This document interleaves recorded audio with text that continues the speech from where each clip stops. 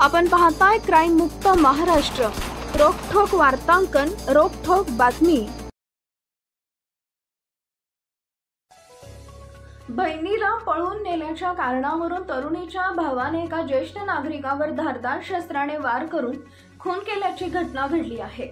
या प्रकरणी येरवडा पोलिसांनी एका तरुणाला ताब्यात घेतले असल्याची माहिती वरिष्ठ पोलीस निरीक्षक रवींद्र शेळके यांनी दिली। हा प्रकार सोमवार दिनांक 24 जून रोजी दुपारी 1:15 वाजण्याच्या सुमारास घडला आहे।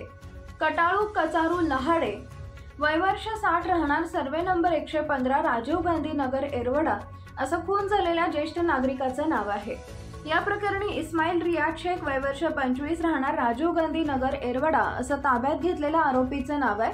वरिष्ठ पोलीस निरीक्षक रवींद्र शेळके यांनी दिलेल्या माहितीनुसार मयत कटाळू लहाडे याच्या मुलाने आरोपी इस्माईल शेख यांच्या बहिणीला घेऊन गेला आहे। याचा राग आल्याने आरोपीने लहाडे यांच्यावर धारदार शस्त्राने सपासप वार केले। यामध्ये गंभीर जखमी झाल्याने लहाडे यांचा मृत्यू झाला। घटनेची माहिती मिळताच येरवडा पोलिसांनी घटनास्थळी धाव घेतली। पोलिसांनी घटनास्थळाचा पंचनामा करून मृतदेह शवविच्छेदनासाठी पाठवून दिला। पोलिसांनी आरोपी इस्माईल शेख याला ताब्यात घेतलाय। कोणताही अनुचित प्रकार घडू नये यासाठी घटनास्थळी योग्य तो बंदोबस्त ठेवण्यात आला आहे। कायदा व सुव्यवस्थेचा काही प्रश्न नसल्याचं शेळके यांनी सांगितलंय। पुढील तपास येरवडा पोलीस करत आहेत।